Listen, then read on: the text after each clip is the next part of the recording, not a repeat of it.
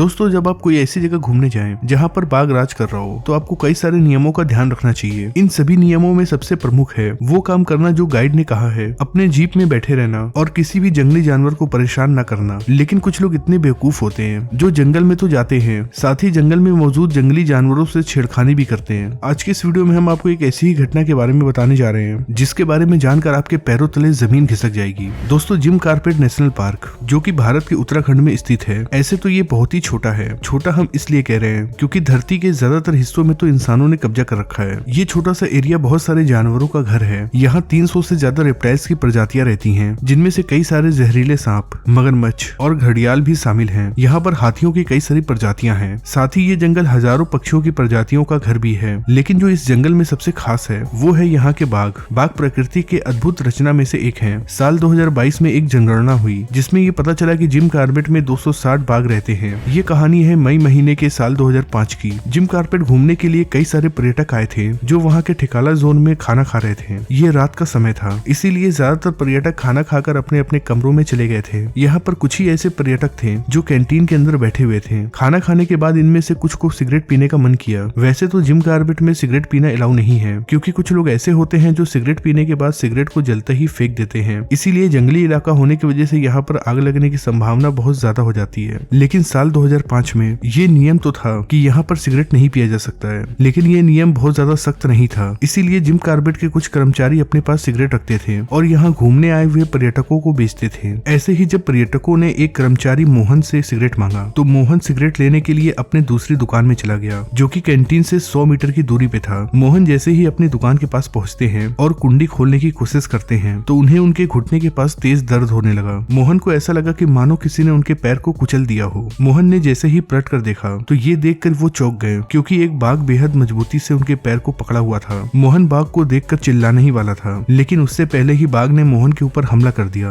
बाघ मोहन के छाती को पकड़ लेता है और उसके पूरे शरीर को जकड़कर उसे जमीन पर गिरा देता है। दोस्तों, मोहन के छाती पर चढ़कर इस बाघ ने अपने 3 इंच लंबे दांत को मोहन के कंधे पर गड़ा दिया। बाघ के जबड़े इतने मजबूत होते हैं कि इनके जबड़े की ताकत से किसी भी इंसान का बचना नामुमकिन है। बाघ ने जैसे ही मोहन के कंधे को पकड़ा तो उसने मोहन के कंधे को किसी ककरी के जैसे तोड़ दिया। मोहन को इतना तेज दर्द हुआ कि वो चिल्लाता चिल्लाता बेहोश हो गया। अभी भी बाघ ने उसके कंधे को दबोचा हुआ था। बाघ उन्हें खींचता हुआ कैंटीन से दूर ले जाता है। आपको बता दे कि ये बाघ असल में एक बाघिन थी जिसके पास 3 छोटे बच्चे थे। इसके बच्चे भी अपनी माँ के साथ कैंटीन के पास आ गए थे। इसीलिए बाघिन मोहन को खींचकर बहुत दूर तक नहीं ले गई, केवल 50 मीटर दूर ही ले गई जहाँ एक नाला बह रहा था। यहाँ लाकर बाघिन ने मोहन को छोड़ दिया और अपने बच्चों के आने का इंतजार करने लगी। इसी दौरान मोहन भी होश में आ गया। होश में आने के बाद मोहन को समझ में ही नहीं आया कि उनके साथ क्या हुआ है और वो कैसे यहाँ आ गए। मोहन अपने शरीर को हिलाने लगता है, लेकिन मोहन के सर के पास बैठी बाघिन ने मोहन को अपना शरीर हिलाते हुए देख लिया, जिसके बाद बाघिन अपना बड़ा सा जबड़ा खोलती है और मोहन के सर को दबोच लेती है। अब मोहन की जिंदगी कभी भी खत्म हो सकती थी। बाघिन जैसे ही अपने जबड़े पर जोर डालती तो मोहन का सर कुचल जाता, लेकिन जैसे ही बाघिन ने अपने दांतों से जोर लगाना शुरू किया तो मोहन दर्द के मारे बहुत तेजी से चिल्लाने लगा। मोहन की आवाज इतनी तेज थी कि एक पल के लिए बाघिन भी डर गई। बाघिन ने मोहन के शरीर को पलट दिया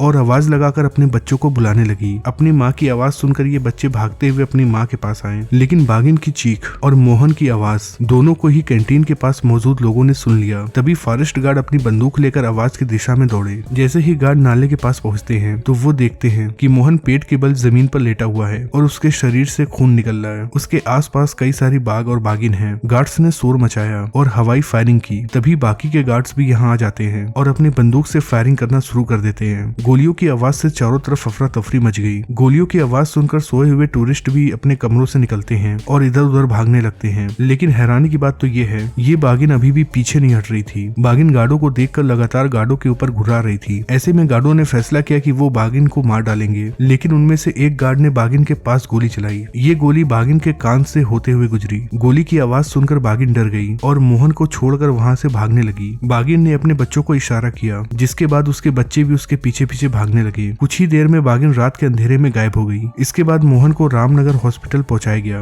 लेकिन मोहन के हालात और ज्यादा खराब होने लगे, जिसके बाद उन्हें दिल्ली के एम्स में भेज दिया गया। एम्स में 2 महीनों तक मोहन जिंदगी और मौत के बीच जूझते रहे, लेकिन आखिरकार मोहन की जिंदगी बच गई।